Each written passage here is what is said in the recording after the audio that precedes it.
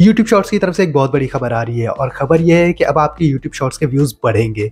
अब आपको अपने यूट्यूब शॉर्ट्स पर पहले के कंपैरिजन में ज़्यादा व्यूज़ देखने को मिलेंगे। और ये बात मैं नहीं बोल रहा हूँ, ये बात खुद यूट्यूब ने बोला है। लेकिन कैसे? इसके लिए आपको क्या करना होगा? इससे शॉर्ट्स मोनेटाइजेशन पर क्या फ़र्क पड़ने वाला है? क्या आप पैसा भी ज़्यादा मिलेगा?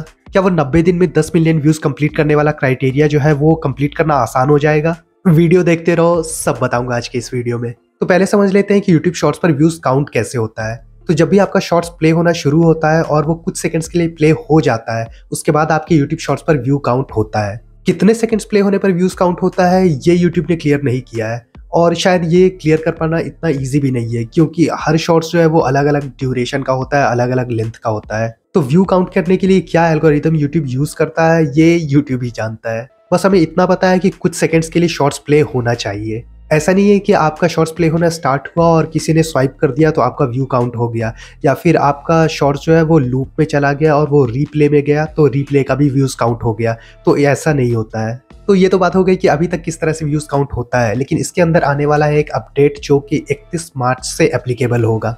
तो समझते हैं कि नया अपडेट क्या है। आप सबने अपने YouTube शॉर्ट्स के एनालिटिक्स में ये चीज़ देखी होगी कि कितने लोगों ने आपका शॉर्ट्स देखा और कितने % लोगों ने स्वाइप कर दिया। अब मान लो कि YouTube ने आपके शॉर्ट्स को 100 लोगों के सामने दिखाया, जिसमें से 70 लोगों ने आपके शॉर्ट्स को देखा और 30 लोगों ने स्वाइप कर दिया। तो अभी के एल्गोरिथम के हिसाब से आपके शॉर्ट्स पर 70 व्यूज़ ही काउंट होंगे, क्योंकि 70% लोगों ने ही आपके शॉर्ट्स को कुछ सेकंड तक देखा है और बाकी जो 30% के लोग हैं उन्होंने सीधे स्वाइप कर दिया, आपके शॉर्ट्स को बिल्कुल भी नहीं देखा है। लेकिन 31 मार्च वाले अपडेट के हिसाब से अब वो 30 लोग जिनके सामने शॉर्ट्स गया था और उन्होंने देखा नहीं था बल्कि स्वाइप कर दिया था, उनका व्यूज़ भी काउंट होगा। तो 31 मार्च वाले अपडेट के बाद से आपके शॉर्ट्स पर जो व्यूज़ होगा वो 70 + 30 यानी कि 100 व्यूज़ हो जाएगा। सिर्फ इतना ही नहीं है, अगर आपका शॉर्ट्स कोई रीप्ले करता है, दोबारा देखता है, तो उस रीप्ले का भी व्यूज़ काउंट होगा।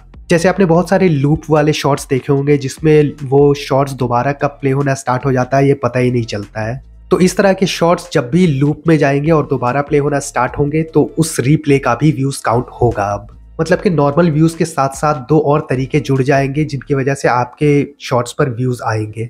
एक नॉर्मल व्यू, दूसरा जिन्होंने स्वाइप कर दिया बिना देखे उनका व्यू, और तीसरा रीप्ले का व्यू। तो ओवरऑल इन सब की वजह से आपके शॉर्ट्स पर जो है व्यूज़ वो ज़्यादा दिखेंगे। अब तो क्या ये सब इतना सीधा और आसान है? और अब व्यूज़ ज़्यादा आएंगे तो क्या पैसे भी ज़्यादा मिलेंगे? और वो जो 90 दिन में 10 मिलियन व्यूज़ कंप्लीट करने वाला क्राइटेरिया था, क्या वो कंप्लीट करना आसान हो जाएगा?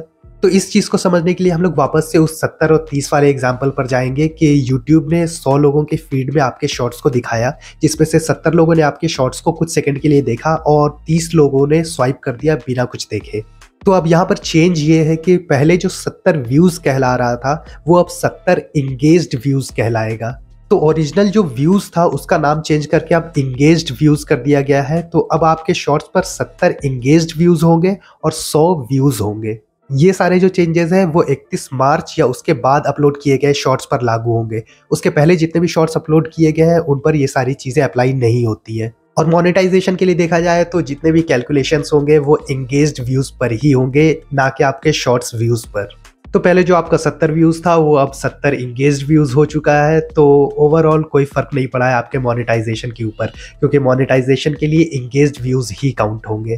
इस अपडेट का एक ये फ़ायदा हो सकता है कि अब चूंकि आपके व्यूज़ ज़्यादा दिखेंगे तो स्पॉन्सरशिप्स में हो सकता है थोड़ा फ़ायदा देखने को मिले, क्योंकि आप लोग दिखा सकेंगे कि अब व्यूज़ जो है वो ज़्यादा आ रहे हैं। लेकिन फिर ये भी हो सकता है कि जो कंपनीज स्पॉन्सरशिप दे रही है व्यूज़ के ऊपर, वो बाद में इंगेज्ड व्यूज़ के ऊपर स्पॉन्सरशिप देना शुरू कर दें और वो आपके इंगेज्ड व्यूज़ के मैट्रिक्स मांगे। तो इस अपडेट से रिलेटेड अगर आपका कोई सवाल है तो आप लोग कमेंट्स में पूछ सकते हैं। मिलते हैं अगली वीडियो में।